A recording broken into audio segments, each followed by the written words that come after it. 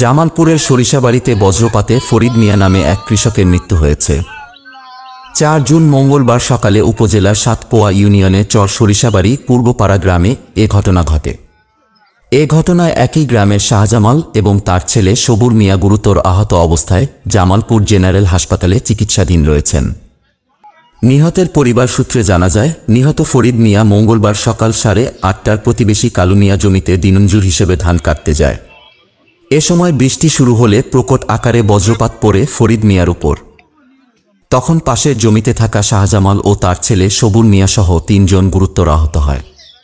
পরে স্থানীয়রা তাদের উদ্ধার করে সরিষাবাড়ি স্বাস্থ্য কমপ্লেক্সে নিয়ে গেলে কর্তব্যরত চিকিৎসক ফরিদ মিয়াকে মৃত ঘোষণা করেন এবং গুরুতর আহতদের জামালপুর জেনারেল হাসপাতালে স্থানান্তর করা হয়। এ বিষয়টি নিশ্চিত করেছেন উপজেলা স্বাস্থ্য কমপ্লেক্সের আবাসিক মেডিকেল অফিসার রবিউল ইসলাম।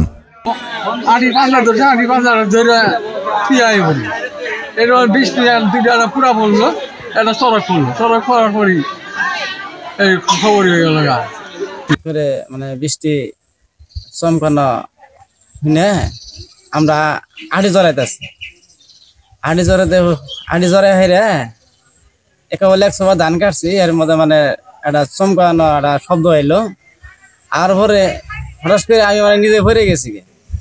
ওইটা হেরে ঘুরে চাই দেখি যে এনু 3 জন আড়ি জড়াই শোয়ার খালে মানে ফিরে গেছি। জামালপুর জেলা প্রতিনিধি স্বপন মাহমুদের পাঠানো তথ্যচিত্রে ডেস্ক রিপোর্ট, মিশন 90। মিশন 90 সংবাদের পিছনে নয়, ভিতরে ছুটি।